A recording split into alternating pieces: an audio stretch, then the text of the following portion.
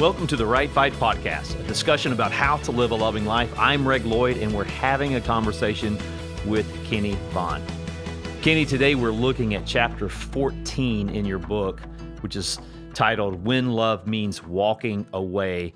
And this chapter can stir up some strong emotions.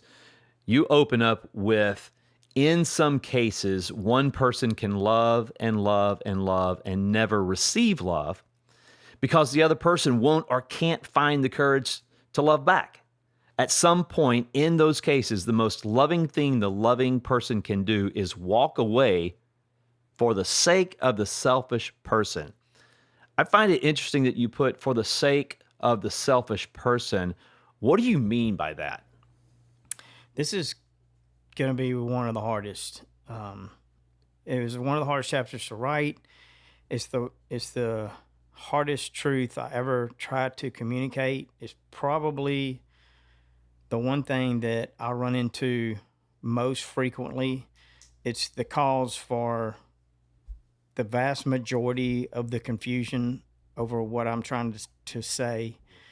And I'm still struggling I can easily say it like I understand it, but somehow I'm failing to communicate,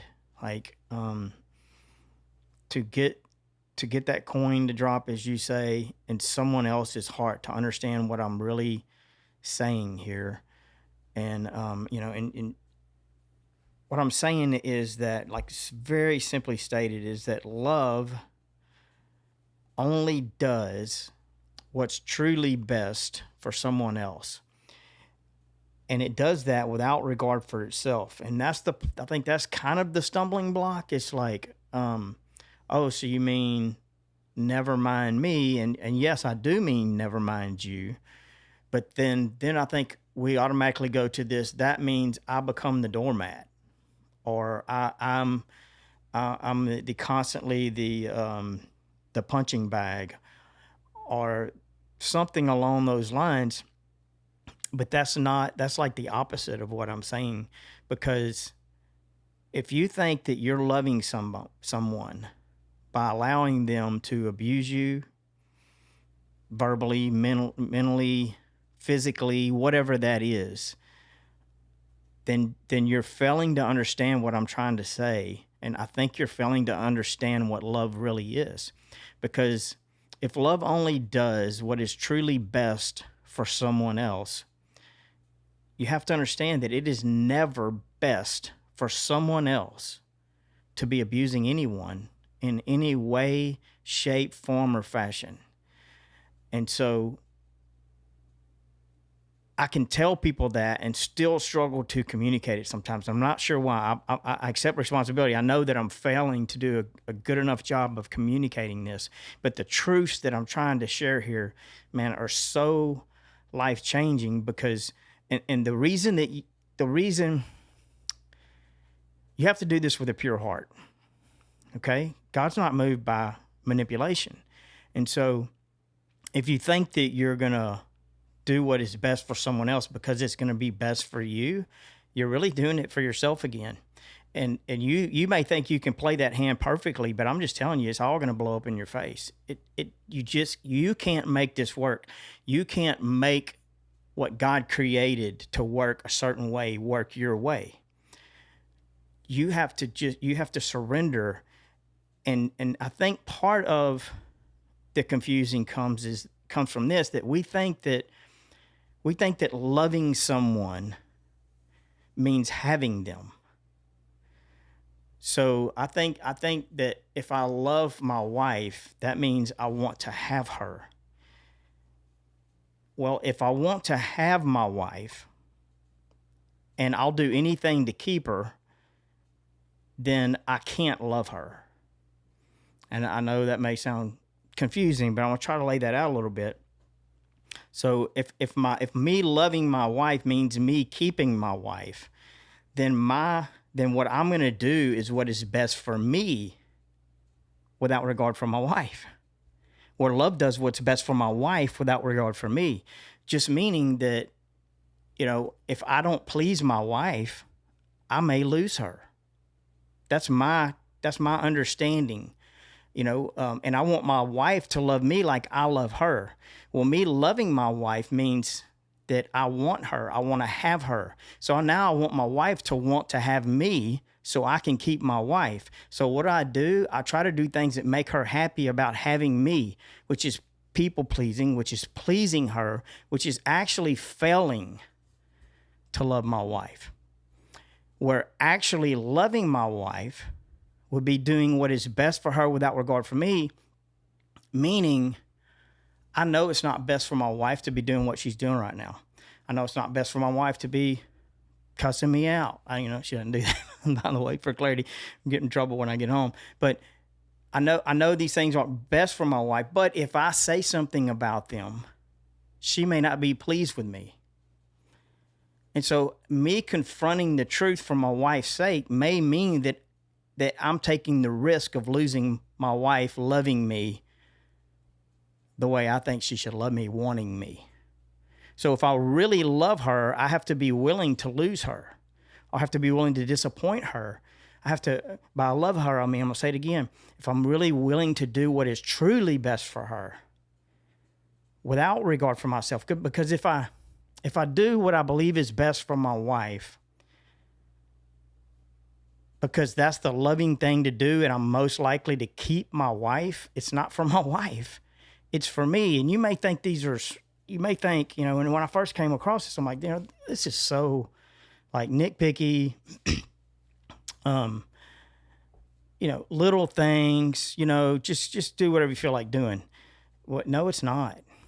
Like, this is radical, life-changing, foundation, deconstruction, reconstruction, that when you get this right, removes all the stress, all the anxiety. I mean, it's not an easy road. You still have to make hard decisions, but you know what the right thing to do is.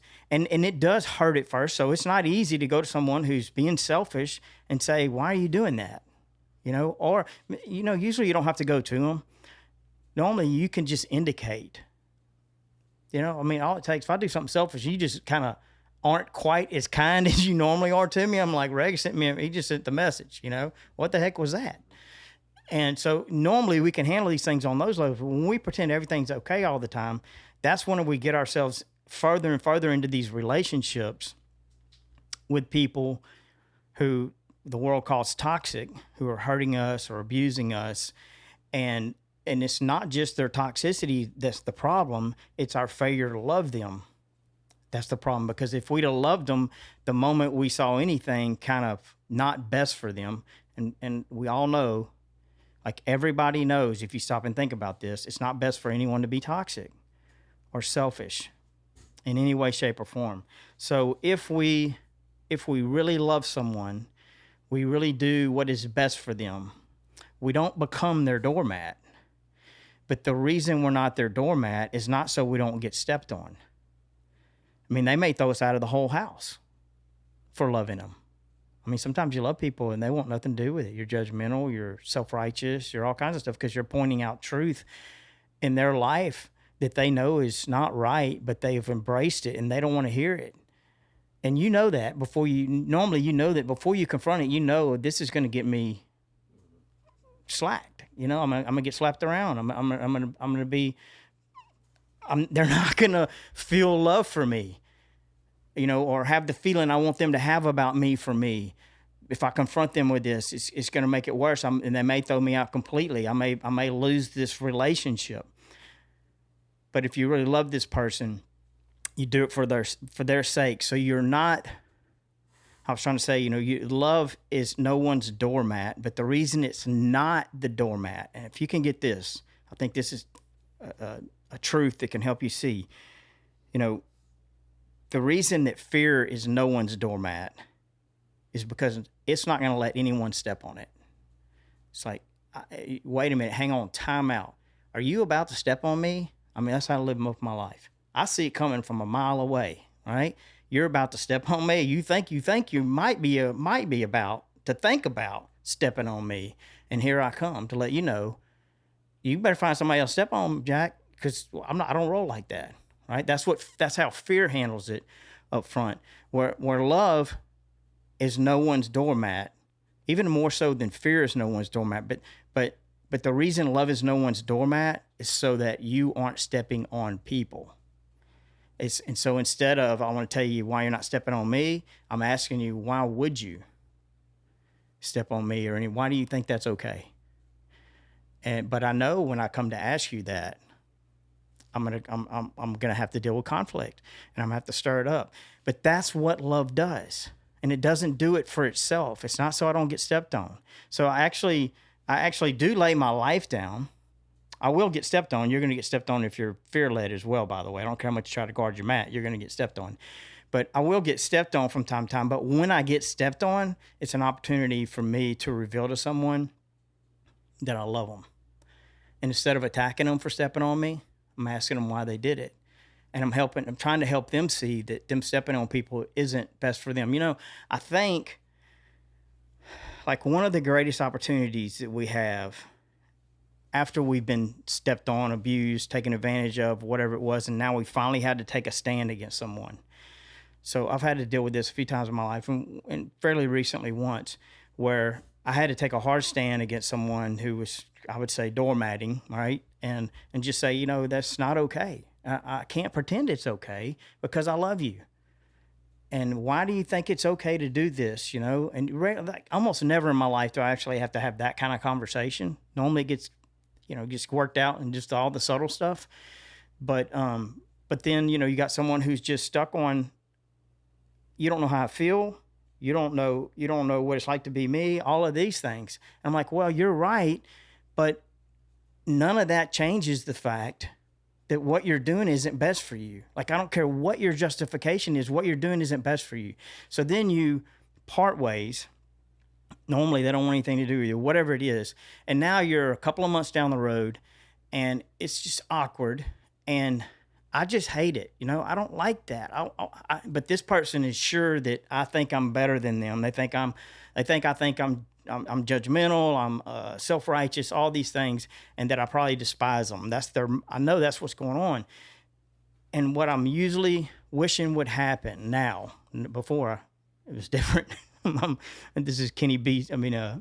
After Jesus, right? is that I would get an opportunity to show them, not to enable them, okay? Because if they come back about the same thing and there's enabling is going to be required, I have to stand my ground for them, not for me. But if something else can happen where they need help and I can show up and help them and not say a word about everything else because they already know where I stand. And you may say, well, you're being the doormat. Well, no, I'm not. Like they need help. I'm here for you because I love you. Where fear, before in my life, when I put my foot down on people stepping on me and no more, my position was, I hope they get in trouble and need help so I can drive by and wave. You know what I'm saying? Like, just want to know, I see it. I try to tell you 100 times, and all that stuff. So I'm rambling off in 100 directions, because I've been trying to think about how am I going to communicate this, but back to when does love walk away, and I think it's as a last resort, and as a last resort, that does not mean when I can't take it anymore. Okay, fear. If I'm a fear-led, selfish person, and you're selfish, and you're continually abusing me in some way, shape, form, or fashion, being selfish repeatedly, fear will, for myself, I will stay until I can't take it anymore because I don't want to lose you, because I think I can help you, because for a lot of different reasons. But I reach this point where I can't take it anymore, and then I leave for me. And I would say that love would leave long before that. Long before fear can no longer take it for itself. And as a last resort, I just mean that we repeatedly take a stand for their sake. So we don't let them keep on doing these things. We don't say something once and then ignore it for the next 6 months while they're still wrecking their own lives, abusing people around us and everything else. So love forces us. Even when nobody wants to do this. It's like the worst. No one wants to go to someone they love and care about and say, you got to do something different. I can't help you keep doing this. I can't, because I love you. Not for me, not for anybody, because I love you. I can't pretend this is okay. Like, no one ever wants to do that. But as a last resort, but when you've done that and it's making absolutely no difference and the abuse is continuing and your presence is now a voluntary mission to go with this person on this mission to destroy their own life, and you're willing to join them on that mission, don't say that you're still loving them. That's what I'm trying to say. Well said. All right. So it's tough stuff, but love is not the last to walk away if someone refuses to change. It's one of the first, and not because it wants to, but because it's not going to join you. And just to clarify, I know we have, through many listeners, you have many different filters, and we're not able to be there to answer every question. When you say walk away, you're not advocating divorce, right? No. I think divorce, everybody thinks, hey, you know what? We ain't got along for a while now, and we can't take it anymore. We're living together. We can't get anything right. We need to go file for a divorce. Well, why not separate? If me and you get at it for a while or something, it's okay to just get away from each other for a little while and try to work, see if anything else can happen. Is there anything else that can come of this? In the end, if someone at all costs, look, let me go back to separate. If they will not change, especially if they're physically abusing someone, that is so far beyond anything love would ever tolerate. If you're staying in a relationship where someone's actually physically abusing you or just berating you, I'm talking about just, uncontrolled, whatever that is, and you're staying in that relationship, like the stop sign to when you should have stopped, that you should have taken a hard stand against that, was 10 miles back up. You missed the exit. Okay? Because this person is totally out of control. They're destroying their own lives, and you're helping them do it, and they're destroying you at the same time. So you're way past all of that. But so you gotta, you gotta be willing to take the stand. And if they aren't willing to get busy changing, then I think you have to separate. You can't. Don't tell me you're loving someone whenever you're helping them abuse you. So did that answer your question? I don't. Yeah, I just know, speaking to a large audience, you got to be. Words can be misinterpreted, and I just wanted to make sure that we would clarify that. We could clarify that. And your question was, hey, you're not saying, hey, go get divorced. So yes. No, I'm absolutely not saying that. I'm not. That when we say get away, that's not it. Yeah. I'm also not saying you're done with this relationship forever. But there has to be, you can't help someone keep doing these things. Now, hopefully if you love this person and you step away, walk away, whatever you want to call it, you get away from them. Hopefully with time, they come to themselves and they go, wow, and they know why you left, by the way. And this is the great thing about love. If you walk away because you can't stand them anymore, and on your way out, it's, hey, you know what? No one ever treats me this way. You'll never treat me this way again. It's me. So I'm walking away for me. When you walk away, you leave them in their mess, and there's nothing in you that is convicting them, because you're really the same thing they are. You're just as selfish as they are. But whenever you can come to someone and say, you know what? I love you, and I've tried everything I know to try, and I don't know what else to do. And us staying on this path together right now like this is not best for you, me, or anyone else. And I'm here if you need me, but I'm not here for any of this. None of it. None of it. I'm not here for this. I'm not going to help you do this. When you step away like that, then this person you've stepped away from, they have no choice but to wrestle with the fact they know that's right. They know they're loved. And then with time, sometimes I've seen this many times, man. People say that people don't change. Yes, they do. I'm telling you. I mean, sometimes people don't change, but some people in that circumstance, love goes to work on them. God is love, you know what I mean? God goes to work on them, and they sit down and they do some self-evaluating that they were never willing to do before. And then they actually come to the end of themselves. And then, the question I get all the time is, how do you know if someone's there? Well, if you're not sure, they may not be. Because when someone really comes to the end of themselves and they truly repent and they come out like a totally different person, man. Like they don't like anything. No one likes less the person they used to be than they do. They're a completely different person. But some people know how to act that way. So, if you're wondering, hey, you know what, should I try again? Is it time to try again or whatever? If you're totally convinced, then you don't just run back into the middle of the ring. You get in the highest top row seat in the back corner and you watch for a little while. Be nice, be kind, and then you decide if you ought to move down the road or if you ought to hit the exit, but you give time a chance to reveal what's really going on. But these people that change become some of the most loving people you've ever met. They really do. Well, I think you make it very clear in chapter 14 in your book, The Right Fight, when you say, if someone is physically harming you or anyone in your family, get out, get away.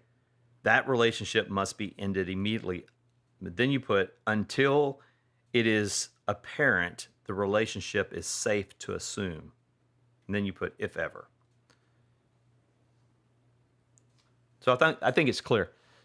I'm confident you're going to be getting a lot of DMs from this episode because it is a hot topic.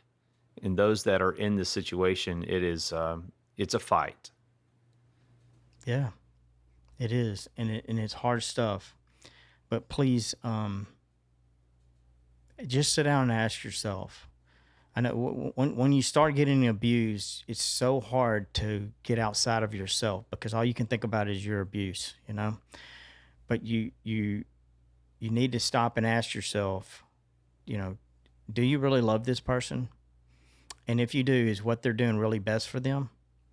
And if it's not, and I'm just telling you, it's never best for them to abuse anyone, any way, shape, form, fashion, period. Then don't help them do it. Whatever that means. You know what I mean? Whatever that means. You have to no longer help them do that, as hard as it may be and as much as it may cost you. And in the end, that's how love becomes its own boundary. That's why you don't need all those boundaries, because love is its own boundary. Love gets you out of there long before you would have got yourself out of there with your own boundaries. And the truth be known, maybe I shouldn't end this like this, but boundaries are lines we draw to stay in abusive relationships. So I don't want to lose you, but I'm tired of getting beat, so you're no longer allowed to hit me anymore. Or you're no longer allowed to do this or do that or whatever it is, but I don't want to risk losing the relationship. But where if I love you, there's nothing selfish that I'm ever going to pretend is okay for you to do. And if you get stuck on any of those, we got to work on it.